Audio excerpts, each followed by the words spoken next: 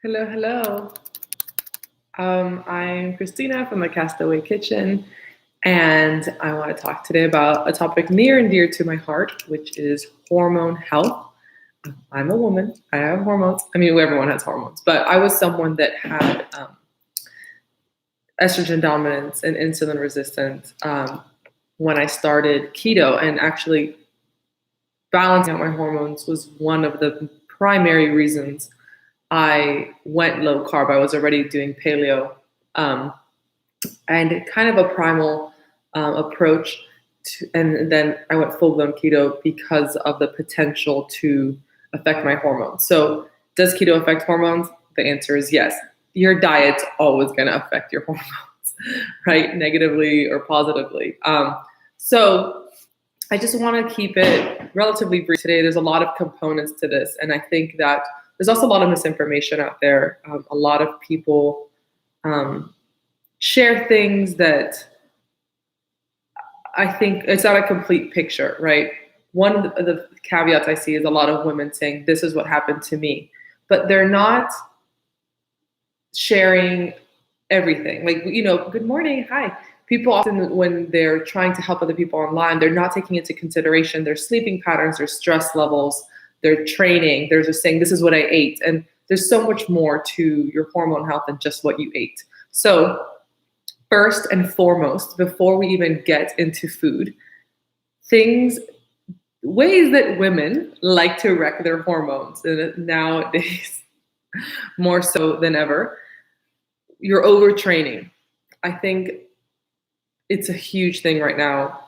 Fitness is great. Fitness is awesome. I like working out just as much as the next woman. I love weightlifting. But a lot of women are still not eating enough and training too hard, which means you're at a calorie deficit and then you're burning calories. And your body is not going to be happy. Your body's not going to feel safe. A really good way to think about hormone health, basic marker, is fertility.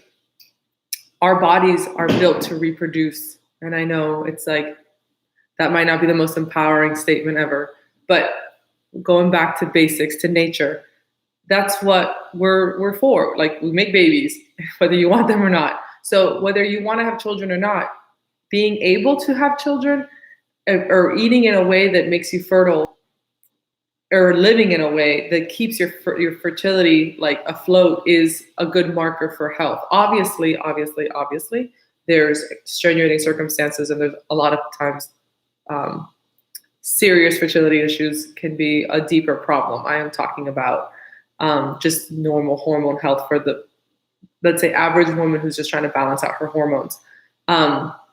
So if you think of, let me balance my hormones, or let me live in a way that I have a regular menstrual cycle. So I'm getting my period every month. My period is lasting 3 to 5 days, regular flow. It's not like I'm not getting sick or crazy, but I'm also just still getting it, because not having a period is not normal either.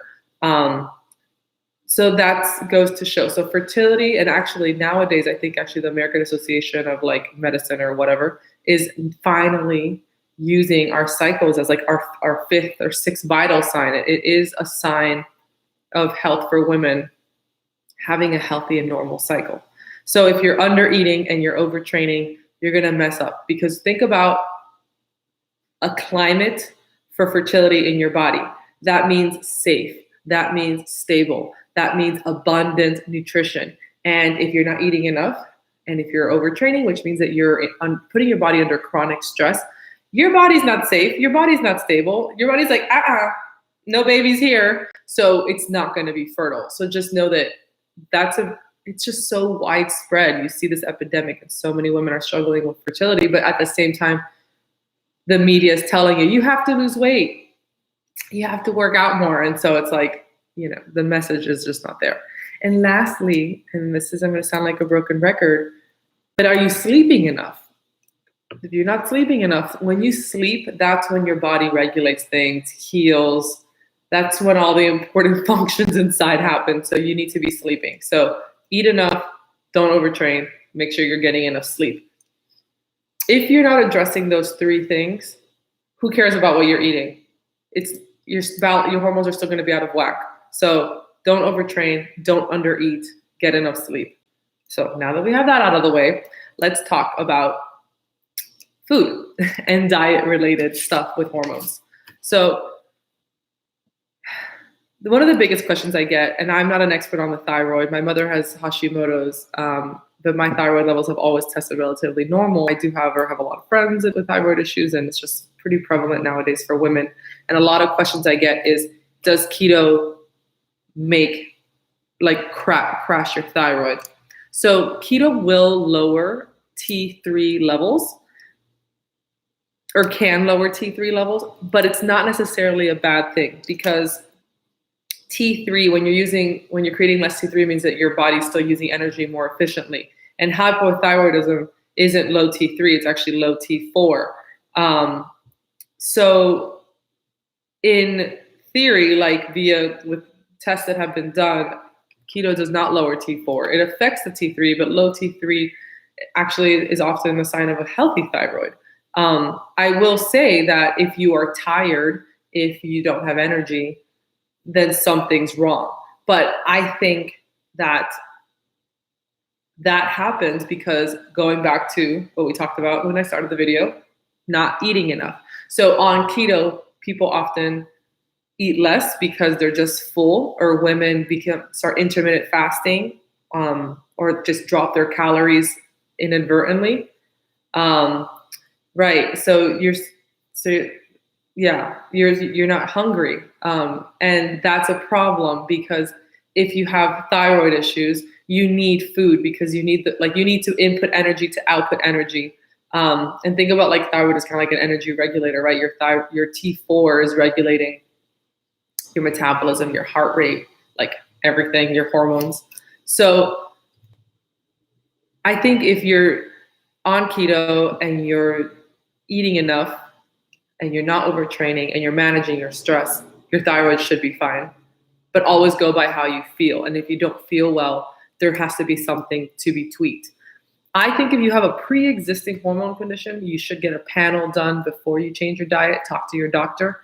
I had the Dutch test done, which you can, like, technically pay for out of pocket and get it shipped to your house, but it works better when you can work with a doctor, because they can help you decipher the results. And let me tell you, the paperwork you get is crazy. And the Dutch test is DUTCH, and it's dry urine something, whatever. But it's a very comprehensive hormone panel.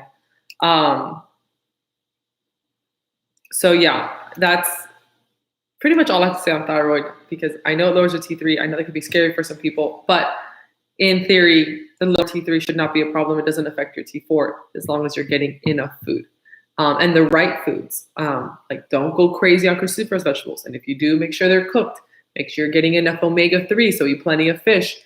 Focus on nutrient density. If you have thyroid issues and you're going keto and you're on, like, the cheese, pepperoni, chips, and melted cheese train, you're not going to be getting enough nutrition to support healthy functions. If you have insulin resistance, which many of us do, which is why we go keto, that's definitely going to affect your hormones. And for me, that was why I went keto. I had insulin resistance. I had estrogen dominance. Your liver and your gut are both in charge of processing, filtering out excess hormones in your system. But oftentimes when you have stored body fat, right, that visceral fat that's been there forever, it's in your midsection, fatty liver, that fat has a lot of, like, toxicity. I hear my son coming. He might interrupt us. Just a fair warning. So your liver is going to be like, nah, I don't want to deal with that. You're also going to have stored excess estrogen stored in that body fat. I got to go. Hold on. Crying child.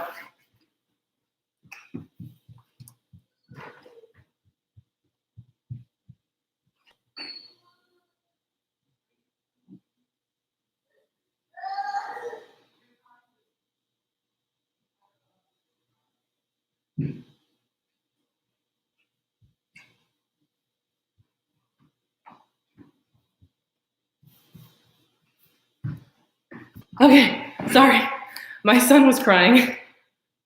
And he was just crying because his cartoon turned off. I'm like, are you kidding me? Okay. So when you have insulin resistant, you're going to have like probably fatty liver. It's okay. I started early, everybody. So mostly because my son is home with me and he's driving me nuts. And I'm like, I just have to get this live out of the way so I can go take him out. And so that's where a lot of us are, right? If you're coming to keto with the insulin resistance, maybe polycystic ovarian syndrome, which pretty much is a metabolic issue tied with insulin resistance. And insulin resistance is when it's a pre-diabetic state. So let's explain that really quick for those of you who don't know. Pretty much your body becomes resistant to insulin's message. So when you're a sugar burner, like I used to be, right? Carb addict, sugar sweets all the time, carbs, eating every 2 to 3 hours. You're constantly putting carbs in your body. Your blood sugar gets spikes. Your pancreas pumps out insulin to shuttle that blood sugar, that glucose into your cells to be used for energy. But if you're constantly spiking that blood sugar, the pancreas is like pumping out that insulin, and eventually your cells are like, nah, man, we're good. And so it's not responding. So then your blood sugar, your glucose levels just stay high, and your pancreas is kind of like worn out. And so what happens eventually, and how you get to type 2 diabetes, is that your pancreas is just no longer like functioning, is like done doing insulin, and you just constantly have high blood sugar levels, high glucose. So that's, insulin resistance is a precursor to type 2 diabetes. But when you have insulin resistance, when that excess insulin in your system, when the high blood sugar, it's going to affect your liver. You're going to get that like fatty liver, and then that liver that has such a big job to do, because like I said, it not just filters out toxins and stuff in your system, it's also filtering out excess sex hormones. Estrogen is a big one that gets filtered out in your liver and your gut. And so what I deduced when I was going through my whole, like, how am I going to lower my hormones? How am I going to get rid of, the estrogen? And it's not just from food. Like, there's also obviously a lot of estrogenic foods, but like phytoestrogenic compounds, like there's hormonal compounds in everything in our environment. It's in our makeup, it's in plastic, it's in cleaning. I mean, it's insane, the crap that affects our hormones that we're literally putting in our bodies, on our bodies. It's everywhere. It's just unfortunately the way that things are right now. So you just have to think that even if your diet's squeaky clean, your liver still has a big job to do, doing a lot of hormone filtering just because of the stuff in our environment. So if you have estrogen dominance, it can be really helpful, beneficial. And the way keto helps with that is because keto is going to get your blood sugar low, right?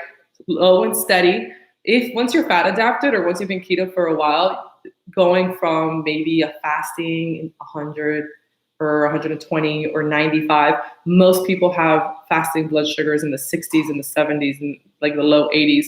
That's really awesome. And because you're not eating foods that are spiking your insulin, you're going to stay there. I mean, it'll get a little bit higher sometimes, but you're going to stay in that lower blood sugar numbers. And then your pancreas isn't like overworking, and you're not going to have all this insulin running around. So your liver doesn't have to deal with that. And then your liver is also creating ketones, and you're metabolizing body fat for fuel. So you start processing the stored body fat in your body fat that has toxins and stored all this like garbage. So that's going to help all balance your hormones. However, I do think that some people, especially women who have the opposite that I had, which is low hormone levels, that's when you hear people say, hey, I went keto, but I lost my period, or hey, I went keto and, I don't have any energy and I've been doing this for so long. I think those people are the ones who can benefit the most from carb ups, which is like when you eat certain number of carbs, like 50 or whatever, in the evenings, or you do a cyclical keto. And that's probably because you need estrogen. Like sweet potatoes are actually pretty good for that. They're like estrogenic. So you have to play around with it, because all of our bodies, like we're like machines. Like think about us as like fancy cars, and like the way we use fuel is slightly different. We each have to kind of figure out what's going on under the hood to see what works for us. But in my experience, it's been very positive, the effects that keto can have on hormones. I think what's downplayed are the other factors. the chronic stress, the under eating, which can happen. And that's a big thing. Women, your hormones are not going to balance out if you're not getting enough fuel. You need calories. Stop restricting because you want to lose weight and you're over restricting, thinking, hey, calorie deficit, I'm going to lose weight. But what's happening is that you're really just messing up your hormones and your metabolism. And then like you might see initial weight loss, but then you're going to be like stuck and unhealthy. So balance the hormones first, get super healthy, and the weight will come off on its own and in its own time, and maybe slower, but it'll be a lasting change. Back to stress, because stress is crazy the way it affects our hormones. And I think when people are doing keto, and women especially, and they go into keto and they're overtraining, they're spinning, they're running miles, they're doing CrossFit, they're not eating enough because they're not hungry. And I get it, sometimes you're not hungry, but scale it back at the gym, sleep more, take care of yourself. Because what's going to happen when your body's under chronic stress, and chronic stress, obviously, like I just moved across the country and launched like a cookbook. So my body's under chronic stress right now, but you can create that chronic stress in your life. Chronically overtraining, even if you feel badass at the gym, you're still putting your body, you're still going to activate that fight or flight response in your body. So when you have chronic stress,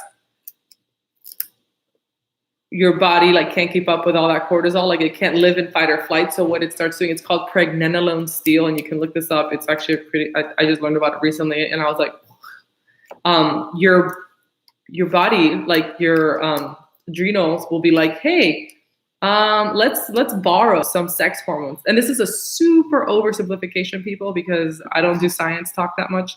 My sister, who's a fertility specialist, explained this to me, and I'm dumbing it down so I can explain it to you. But essentially, your body's going to take from sex hormones, take from your progesterone, take from your estrogen, take from testosterone to create more cortisol and keep you in that fight or flight. So if you're into that chronic stress, it's gonna mess up your sex hormones big time. It's called pregnenolone steal. Paleo for Women, I think her name is Stephanie, had a fantastic post about it. If you want to look it up, I'll link it.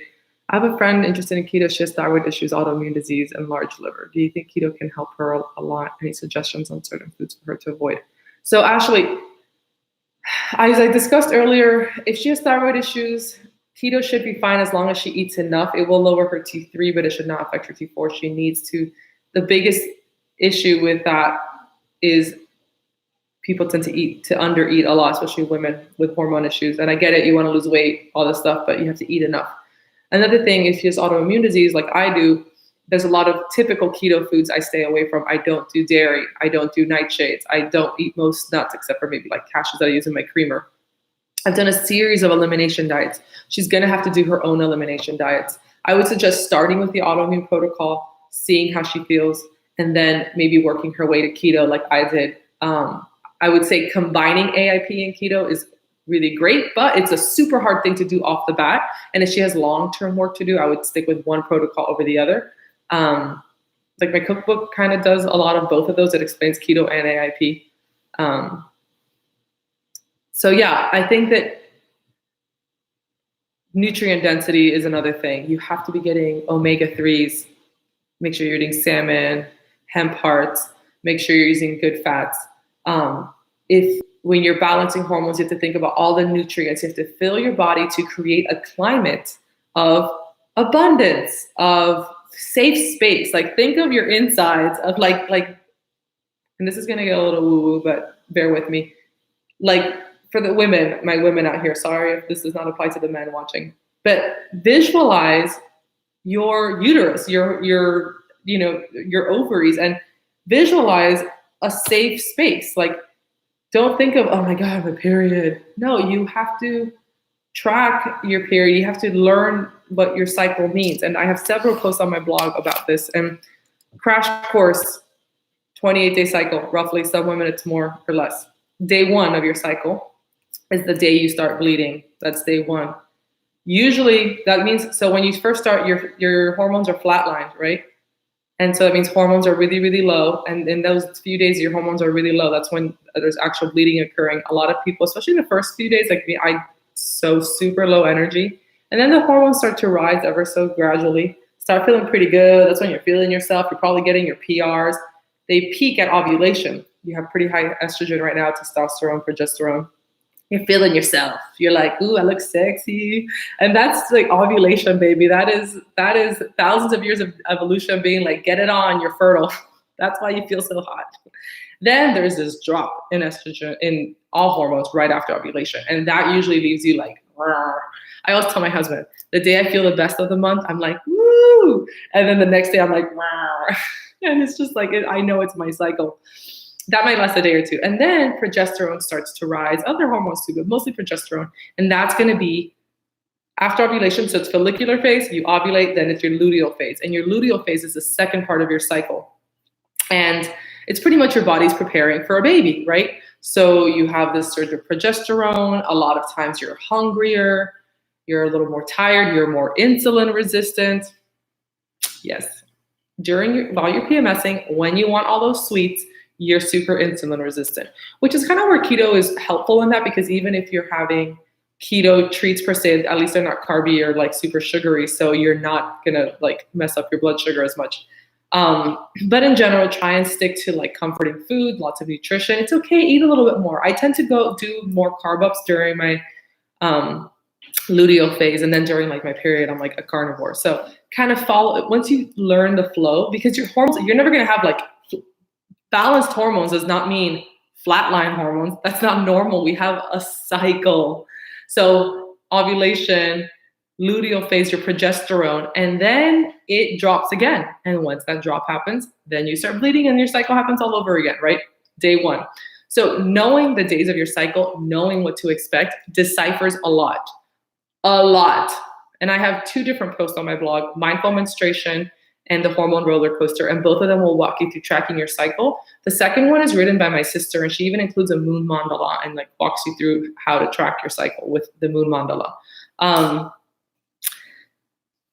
So yeah, that concludes my hormone talk. I know I kind of went off on tangents. I just feel a lot of the questions that arise with women and hormones and keto really are stemmed from not knowing about your hormones, like how to track your cycle. Under eating and overtraining are the biggest things. When you're eating a balanced diet, keto shouldn't be this crazy restricted. It's not this like off the deep end way of eating.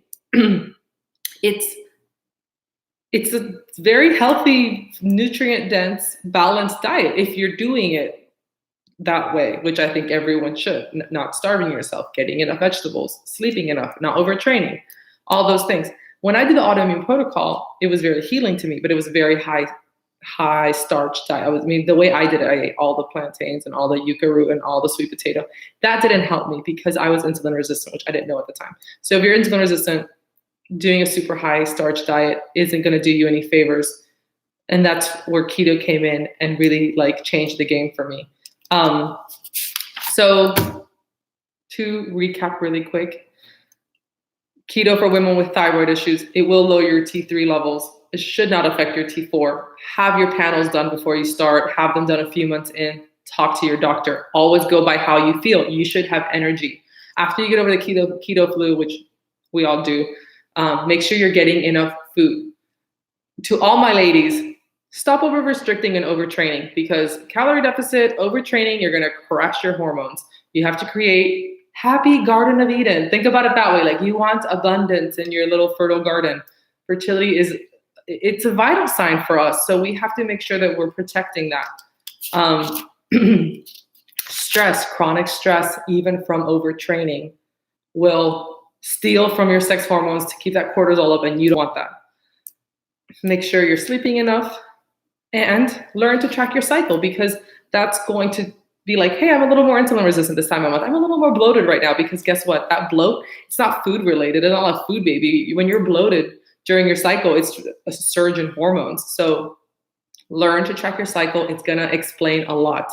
You're going to be like, oh, this is why I'm hungry. Oh, this is why I'm tired. There's just some facts of life for women that this is the stuff we have to deal with. And that's okay. It's just part of being a woman. And I think that's it.